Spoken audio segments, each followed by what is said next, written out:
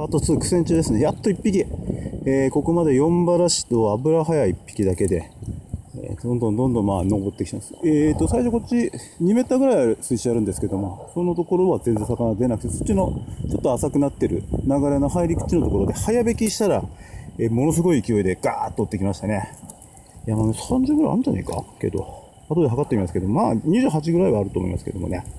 いや、これもいくらか、うわっちょいくらかのコイン色が出始めて、太えな、この個体。ね。すげえいい。よし、ありがとう。じゃあ測ってからリリースしたいと思います。